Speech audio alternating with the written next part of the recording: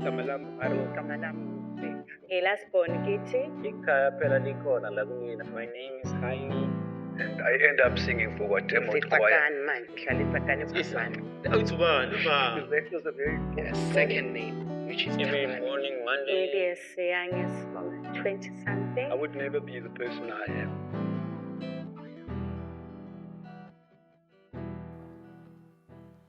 Good afternoon to everyone, and thank you for having me on show or on an interview. My name is Tebogo. I'm a registered nurse by profession, and I'm a founder of Basadi Medical Solutions, which is based in Tembisa, in Nokem Park, and one in Barloworld, which is in Limpopo. It's 3 branches. My focus in the focus in Basadi is to help women in particular. And we know we as women, we are more vulnerable. We find ourselves in a situation where you don't even know where to go to. So I make sure that my doors are opened, either to talk, advice, and to take a decision that you are well informed what you're about to do. So that is basically what I do. I focus more on reproductive, which is more about contraceptives and the termination of pregnancy, which people are more scared to talk about. So I talk it as it is. Even my health education, I say a spade is a spade. So if there's someone who's not going to be comfortable, rather leave the room before we start talking. So I speak it as it is. I think it's more about how we were groomed. Mostly I'll talk about us as blacks, because I think we differ between other races. They start talking about how the body changes happen, our body changes. And in our culture, I'll talk about me. I happened to go on period whereby I was just shocked, I'm bleeding, I don't know what's going on. I had to hide from my mom because in my mind it's like, she would think that I slept with a man. I was still very young. And I think she found out after 6 months of me, that time there was not even pads. I would get anything, tissues, cloth, just to make sure that my mom never find out that I'm bleeding. And at some point, because you are a child, this cloth is dirty, you just want to hide it somewhere, and it will start smelling in the house, and then that's when she only found out that I've been on my period. So it's very crucial that we start talking about how our body changes from a young age. So that's the promise I made to myself. I talk to my daughter every step. She's now 21, and we talk like friends.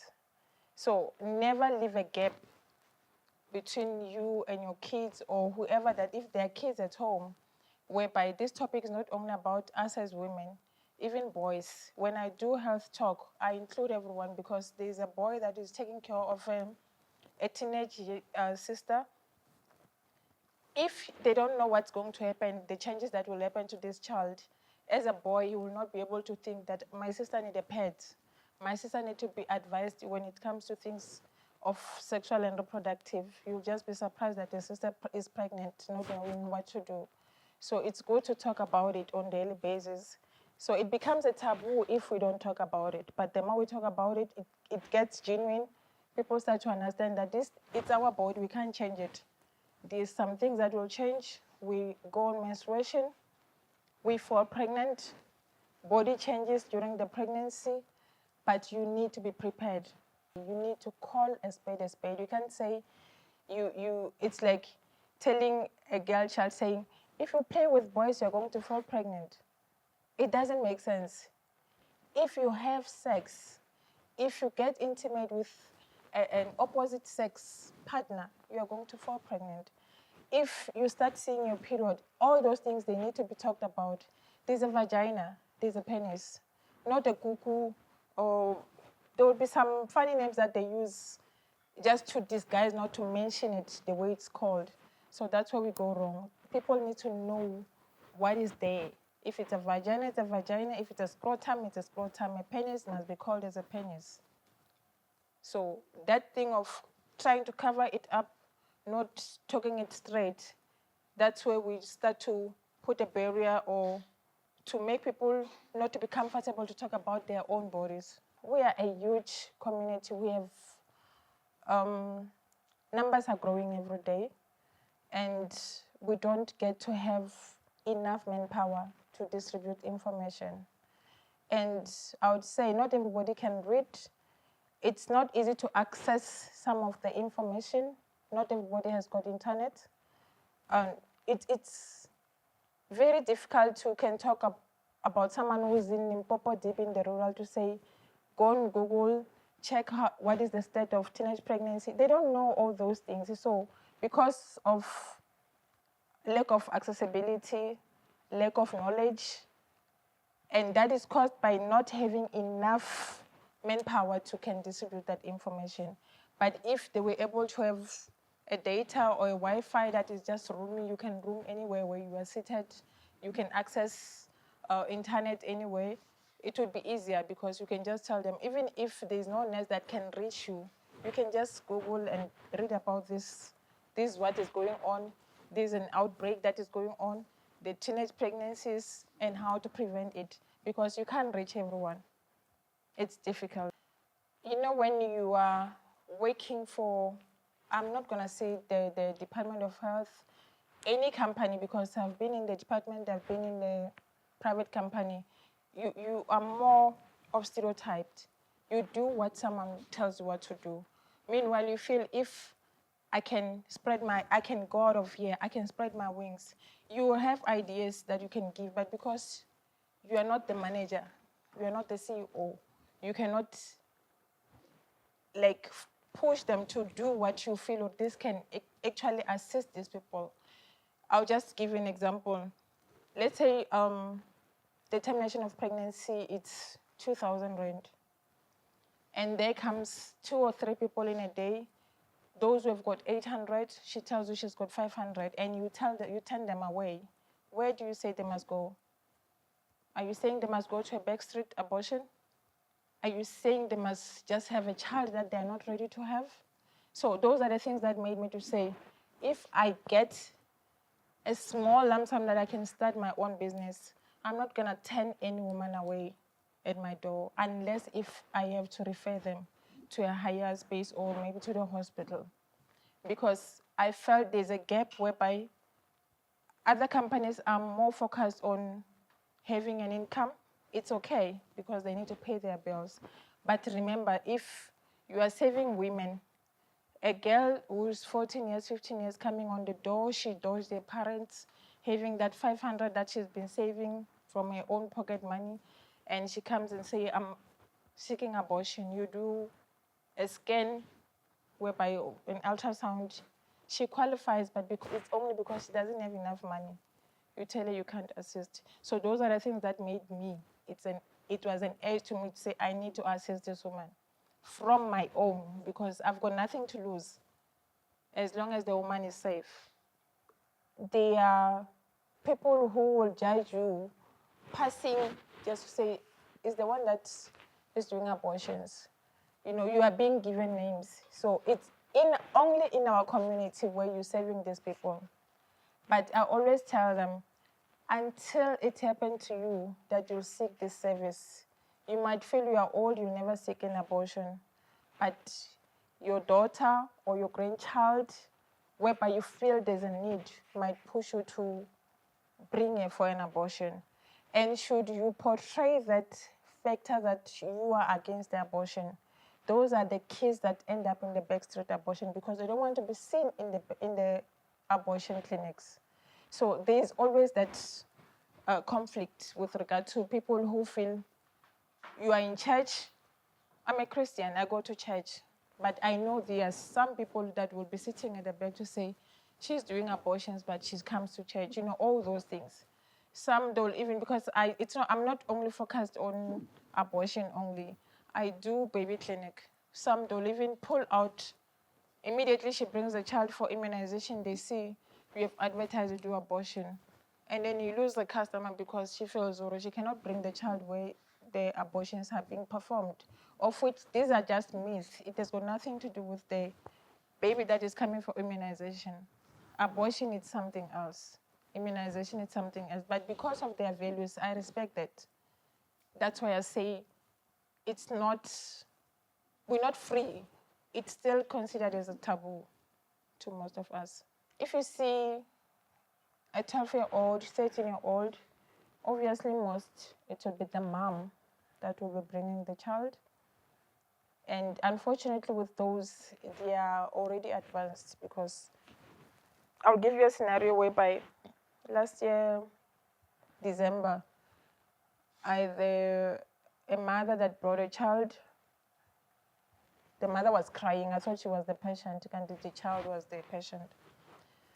She's telling me, no, I bought my child Christmas clothes. And now when she's wearing the clothes, I see there's a hump. The belly is not giving me a nice shape. I think she might be pregnant. Okay, can you allow me to talk to the child? The child refused literally that she said she never had sex. I said, I want to talk to the child alone. I interviewed the child. I said, I'm gonna put you on an ultrasound. When I checked, she was 18 weeks pregnant, which is almost 4 months and 2 weeks. So when I called the mother in, she was 13, I think 13, turning 14. The mother was literally saying, I don't want her to come back to the house. I'm not going to take this child with me. She's still a child herself. You know, you have to come in and explain. You know, I know very well the reason why the child did not talk to her mother is because either the mother is against it, or because she felt she's too young, or she never thought it can happen to her. You know, when you are young, you don't even know what are the repercussions of having sex. You think, no, I only had it once. We all went through that it cannot happen in one day, of which that's where we go wrong. Most of 70% of teenage pregnancy occurs on the first date when they start having sex. That first night or first time when you start to engage into sexual intercourse. So those are the things that you need to guard against. So the mother, once you see the mother bringing a child, a girl child, and you see she's less than 15 years, she might be advanced. And sometimes it will be a partner, a male partner, accompanying the girlfriend, because the male partner is insisting that the woman must do an abortion. Remember, it's my body. I need to decide if I want to keep this pregnancy or not. But because my partner doesn't want to keep the pregnancy, we'll bring her to the clinic. And that's where I come in. I talk to them together. You'll see, when someone is not happy about something, the facial expression of the woman will tell you that I'm not there. The person will be, most doing the talking will be the man, and which is not the one who's pregnant. The one who's going to endure the pain, psychological stress, and everything is the woman. So you need to separate the two. As the partner go out, interview the woman. If she doesn't want, you allow her to take a decision that is based on her need, what she wants at the time. It doesn't matter how the partner feels. And the other one maybe should be brought, they'll come alone, or maybe with friends. Schoolgirls, 15, 16 years, they come maybe 3, 4, because one of them has missed the period, which I love that, because you get time to also talk to others at the same time. But if you see the accompaniment by the mother or the partner, you must know there's something. But remember, most of the counseling happens when you see someone is not ready. They will ask you a question during the consultation. You ask them, are you sure you want to do this? There's a consent form that will ask them questions.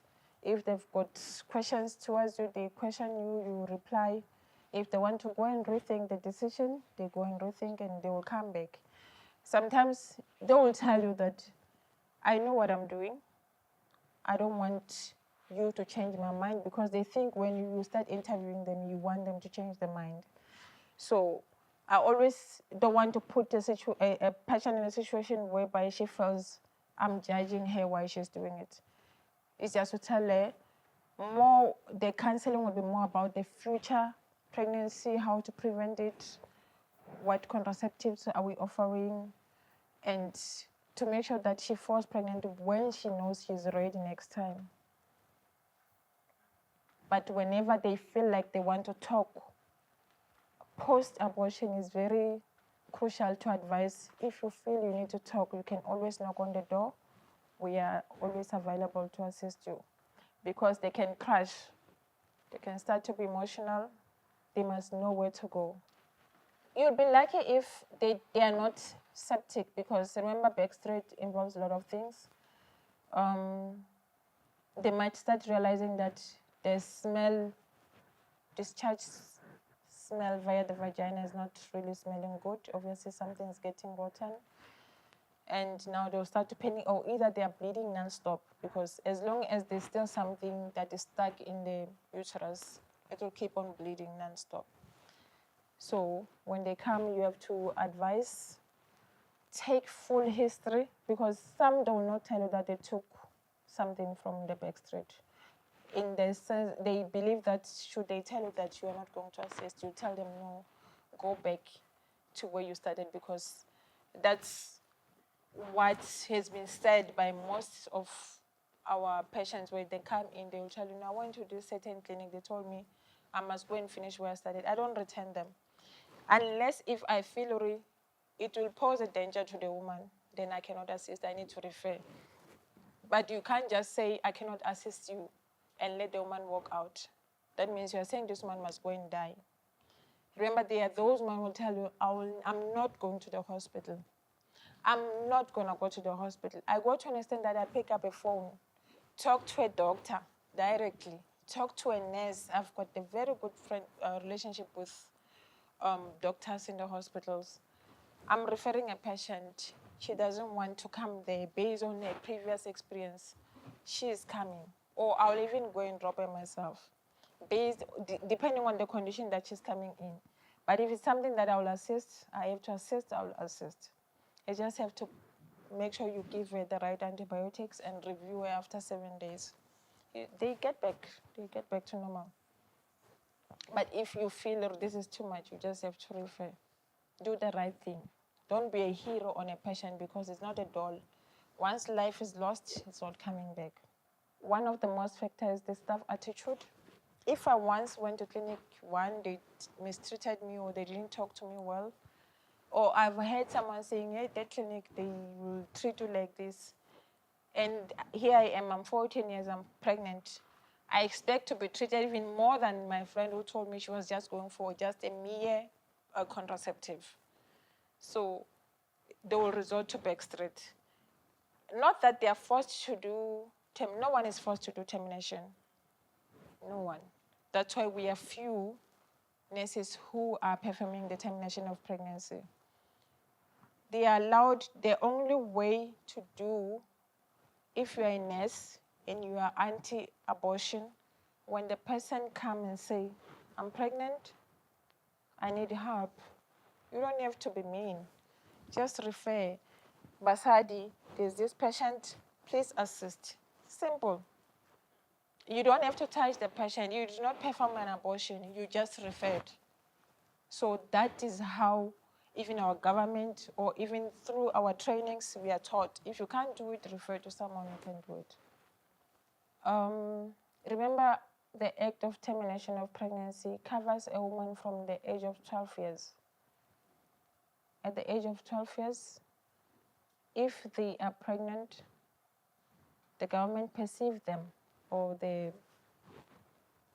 guide says you cannot insist or force them to bring a parent. What you can do, you can give a good counseling, either come with a friend as a supporter, or maybe someone that they trust, or the boyfriend, and they can consent for themselves. They don't need a parent. 12 years, you cannot deny them a service because the parent is not there. You need to assist. Disadvantages, mostly when they talk about disadvantages, we're referring to, they'll ask you, even during consultation, will I still fall pregnant? Yes, that's why we want you to leave the office with a contraceptive on your body. If I have to give you injection, I give you injection right away. If you're taking the pills, you start them tomorrow. So that's how we work with them, because the study that is there now is saying, why are teenagers falling pregnant 3 or 4 times or multiple times before age of 19. We're talking about 9 years to 19 years. This person has fell pregnant 4 or 5 times. This person has got 3 kids and 2 abortions before they reach 19 years. So you can see, Corey, it does not have a disadvantage. She had an abortion when she was still maybe 14 years. She repeated when she was 16 years. And then now she's pregnant again. So there will always be repeatedly because we don't, I don't know, should I say we fail to give them more information, or is just the peer pressure or not wanting to take contraceptives, because when they leave, you give them Nestrate or Depo contraceptive, which is 2 months or 3 months. You expect to see them 2 months or 3 months. Not only to me, they can go to any other clinic, free service, public clinic, but they don't go. 6 months down the line, the person is back, pregnant again. Yours is just to keep on giving the good information, the right information, right decisions. But it always happens. So it comes back to the manpower, the accessibility, our staff attitude, and also the background. You know, in South Africa, we've got a lot of, let's say we stay in one room. It's a mother, a boyfriend to the mother, 3 girls, 2 boys. So the whole setup can make this child to resort to do things that are not what we don't expect it to do. So it will keep on recurring time and again. So by the time they reach 19 years, if they never did an abortion, you find that the person is stuck with 2 or 3 kids. You do abortion today, in 6 weeks, if you're not taking any contraceptive and you're not using a condom, you're going to fall pregnant again. We've got all types of contraceptives. Ours is just to emphasize on a long term, which is we've got 3 years implants. They will always have reasons. There's always myth about any contraceptive. You tell them about injection, she'll tell you, no, my friend is bleeding. You tell them, okay, pill, my friend forgot one pill and she fell pregnant. You tell about implant, it gives headaches, it makes people to gain weight. You know, they do research. Already they don't want to take it. You go to the last one and you say, okay, let's put on a loop, which is the best for students. I always say if I was still a student, that's what the one I was gonna opt for. It stays in you for 10 years. It does not have hormones, does not make you sick. You are yourself throughout the whole of that 10 years. You can remove it anytime you feel like. If you have completed your studies, you want to fall pregnant, you come back, we remove it. You don't even feel it. Your partner can't feel it because it's inserted right in your womb. She'll tell you, no, someone told me someone gave birth to a child at Cherry Lupukalitso. So there's always something, there's always story about everything that you can see that this person just resort. She'll tell you, no, I'm not going to have sex, I'm done. Which is not true. It's not true. She'll come back, and they always come back. Whenever they come in, she'll be laughing, say, yo, my sister, when you cursed me, what if, hey, yo, I didn't want to come back here. You know, you already know that she messed up. But you just have to help. You don't have to say, but you were here last year, you were here 6 months back. No. You close the door and say, look, you need to take something. We took a 2-month injection, you did not go for the second one. You fell pregnant. Let's try another method, a long-term one. You know, termination for a nurse, we don't do above 12 weeks. We do less than 12 weeks. Termination above 12 weeks, that's where you must also find a reason. Can be economical factors.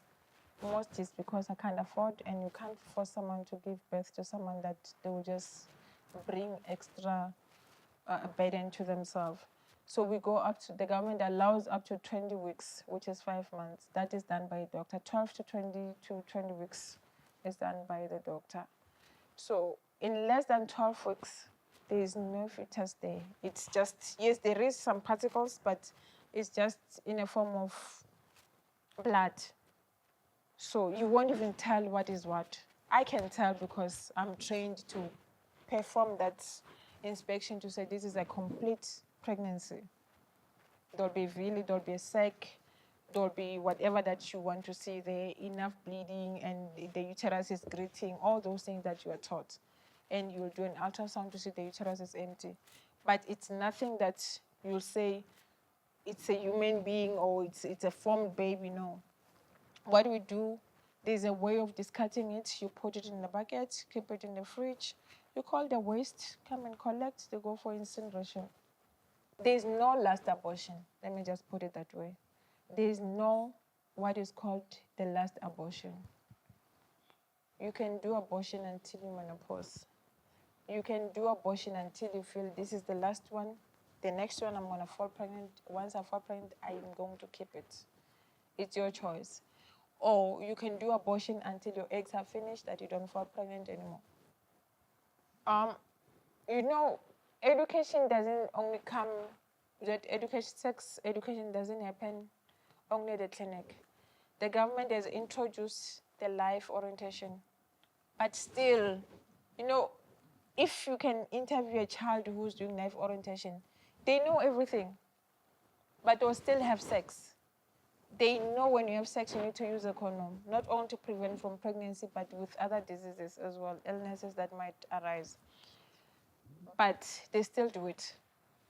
And it's not, you know, I would say the gap that was formed, it was when we only focused on the high school kids, not knowing that a child of 9 years, 10 years will start engaging in sexual intercourse. But now, what we do, myself and my colleagues, we don't focus on the high school level. If I have to give health education, if I say I'm doing drive about health education, even the primary, you go, grade 6, 7, you start talking to them about it. They know what is happening. They've got cell phones. They Google these things. They see porn. They know what is happening. They already started seeing their period. So that's where the government has made a little bit mistake previously, because we were focusing from high school. That's why we need to do our drives to say no, condoms, contraceptives. The school nurse will only focus on those kids at high school. But now, even those at primary, they need to know about it. They need to be told about contraceptives. They need to be given contraceptives. It's their choice. If I've put condoms at the primary, and next month I found they're finished, that means they're busy using them. It's no longer peer pressure. It's the way our society has tended to. It's like sex is part of an activity. Sex is part of sort of sport. It has become a norm that you must have sex.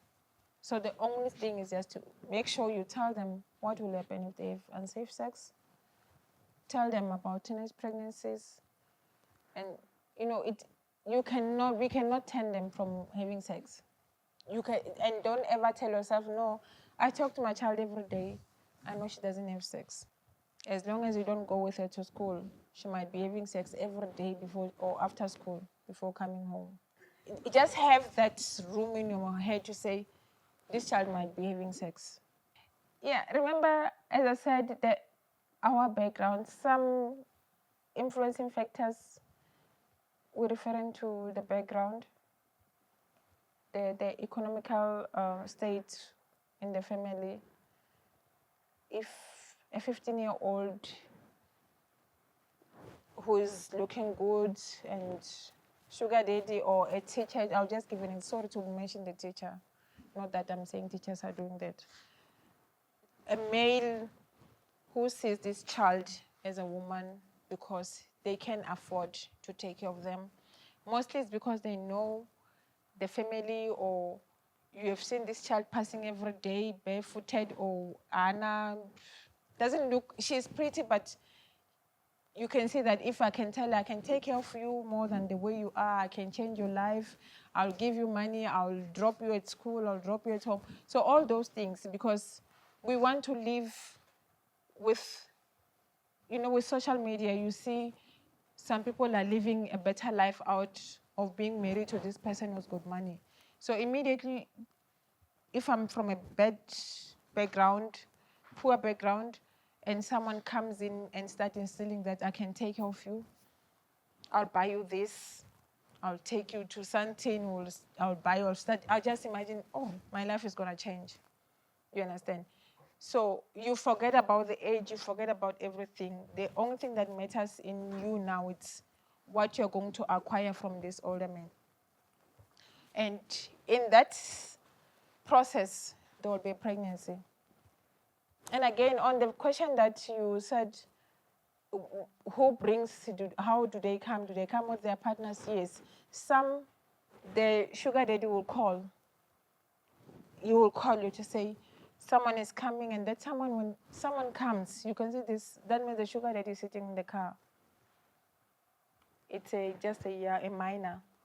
And then you do everything, you assess, are you ready, you want to do this? Yes.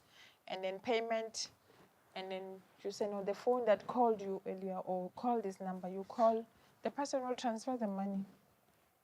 Yeah. But they will still continue, because what was about to block, remember, sugar daddies are married. So they don't want, even if they can love you as a young girl, but they don't want to ruin their families. So they'll always bring them to come and do abortion. You'll never see them. You can only talk to them on the phone, and you'll talk to this minor child. I'm still gonna go back to the poor background. In a poor background, in most cases, there's no father, unfortunately. It's me and my daughter. My daughter is 15, is dating a 43-year-old man who's buying her everything that I can't afford to buy her. And here she is, she's pregnant. She decided that she wants to tell me, or she doesn't tell me, but if the sugar daddy tells her this, most of the mothers, they'll just go with the flow, because you can see that it's not about her, what she wants, it's about what the sugar daddy wants, even if the mother can come in, but the sugar daddy doesn't want the baby. And remember, this sugar daddy is the one bringing food. Do you get my point? So it becomes difficult to say, you want to say, no, while there's no father in the house. I cannot say, I'm going to take you to that guy's house in front of his wife. He must take responsibility of what he did to you. He will take responsibility, but the only responsibility he will take is to make sure that this child do an abortion. And remember, they always try to want to sustain the relationship even after the abortion has been done. When you do health talks, you would wish that even the mothers would be there. Because if I talk this topic in your presence with your daughter next to you, it makes it easier when you get home. Whatever she do, you say, you remember what the sister said? You start to build up that communication about it. But if she just come back home, I've filled her with information, she won't even share it with you that there's this person who came go school and was talking about sex. But if we were in one room talking, a girl child with the parent, it brings that stable communication. Even when they get home, they can start talking about it. You've got the right to ask, when last did you see your period? You understand? You have got the right to say, Mar, if you're not buying the pads, because that's where you go wrong. You have never bought pads. You see the child is going on a period, but you've never bought pads. She has never asked you for pads. She's not getting pads from school. If you are buying pads, I know per month my child uses 2 packs. You come, you find them there. You come after 3 weeks, 4 weeks. When you want to reload, they're still there. You have to engage with your child. I see the pads are still there. Simple things that can make us realize that this one, something is not right. But we wait and wait until 5 months it look. I would say the biggest challenge, it's more of the relationship that I would prefer to have with the hospitals, because sometimes you're performing abortion, it's invasive. The client starts to bleed, you put up a drip, you want to call, I'm referring a client, it's not a doctor that you are used to, and it becomes a problem that you need even to take the child yourself so that you can just go in and explain what was happening. But if it's someone, if it was put on a proper channel to say, this is Basadi Clinic, she's doing this kind of services, she's also alleviating our overcrowding in our hospital by assisting us with this. Should she experience problems, please receive your patients. Not that you talk directly to one person, because there are days where you feel I'm not getting help. It frustrates you as well, because you talk to this one, tell you, no, I can't help, I don't do abortions. Look, I'm not saying do abortion. The abortion is done, but the patient is bleeding. She's no longer pregnant, but she's bleeding. She might need to be transfused. She might need to be stabilized. I'm running a clinic. I don't run a 24-hour service. So those are still the thing that will cause you to have a problem with the whole structured. They will never tell you they were raped. Yeah, they can hardly tell you they were raped. There's one, let me just tell you something. The young girls, they are very manipulative, especially if there's a pregnancy involved. Once you find out that she's pregnant, she will tell you, no, I was raped. When you say, okay, we are going to this clinic, we do everything, the findings, she's so far, and no, we want you to do termination. Because she was raped, you need to open a case. I guess she said she was raped. You need to open a case. I don't want tomorrow you come and say, you terminated pregnancy, rape, and we don't have evidence. When open the case so they can take the specimen. Once I finish with the termination, the police is waiting at the forensic. They take the specimen to go and identify, do their own investigations. But they must be, I'm telling you, the story will change. When they have to come, when you're waiting for the report, a court case to say, we are coming with this child, so, the forensic man will be there to collect the specimen. The child will refuse. Wabona was not raped, because she can see, that means my partner is going to jail. Even if sometimes, going back to the sugar daddies, she will not even tell you that she was, it don't matter if you have to beat up. She will not tell you who made her pregnant. She will tell you, I never had sex. She will tell you, I've never, it's as if when she's pregnant. She will tell you, I've never had sex. Or she can accept she had sex, but with whom she will never tell you. Because she was told, or if you tell, we don't know what they tell them. But there was something that was told you, don't ever mention my name. What I can advise you, be a friend to your child. Sometimes we come back stress of our partners. We don't even have time for our kids. We don't even have time. You want to respond to the WhatsApp that stress to partner, how you don't even have time. Be a friend to your child. I'm telling you, she will tell you everything. My child tells me even if someone is after her. She's doing second year medicine, go medunsa. She comes back and tells me, I don't feel comfortable being in that class. Why? No, so-and-so who was assessing Minka he's making some nasty comments. And I know where this is going. I'll tell her, if you don't feel comfortable and it's not your lecture or anything, you can always make sure you change the group, go and study with someone else. I'll pay for extra class with someone else, not with that person. They will tell you everything. And if she comes and says, I'm pregnant, you must not worry. It's either it was just an experiment or she just, maybe she went there, started the condom, see, it happened, just be supportive. She always asked me that. Or when she was 16, she told me, Mama, when do you think I should start dating? I said, when you are 18, buying time. 18 came, but Mama, I'm 18. I'm like, no, just wait when you start the university. You know, it always comes back. She comes back and asks you, but that time has come. When did you start? And she'll even tell you, you know, you felt pregnant only 23. So it's something that you need to, and I'll tell her, look, only 23, at least I knew how to tell a man, let's use a condom. When at your age, you can't tell a person, let's use a condom. You'll always use sweet way to smooth talk. I've been robbed in sometime. I'm ready. When someone says, no, today we don't have to use a condom, I didn't even think of illness or whatever. I just thought, oh, if my partner says, well, today we are safe, then we are okay. Because I didn't have more knowledge. I couldn't stand my ground.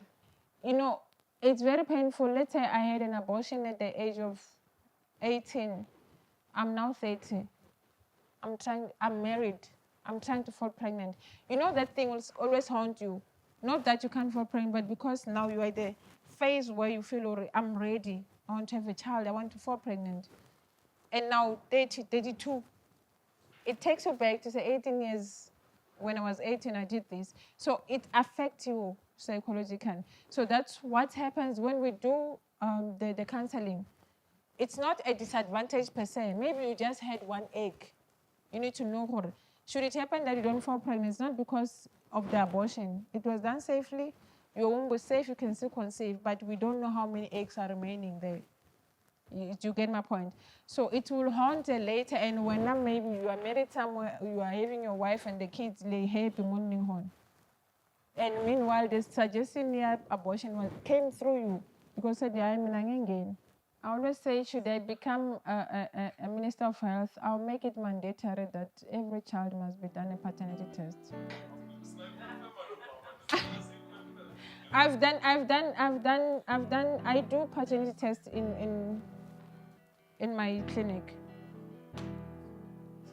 Among 6 that I've done, none of them, they came back, the father being the father. Many men might be taking care of kids that are not theirs.